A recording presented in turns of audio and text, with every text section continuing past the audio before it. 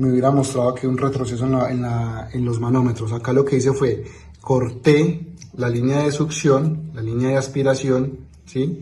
Y le soldé el copilar. Y a la línea de alta le soldé un gusanillo. ¿Para qué? Aparte del vacío, también lo probé con alta presión.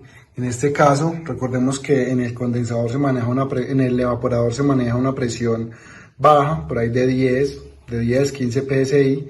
En este caso en R600 se maneja mucho más baja, más o menos entre 0 y 5 psi. Con este manómetro mire que no me mide baja, entonces cuando lo vayamos a cargar lo debemos de cargar con una gramera para cargarle la misma cantidad o un poquito menos, debido a que le vamos a eliminar el marco calefactor. Acá vemos, lo tengo presurizado ya más de 24 horas.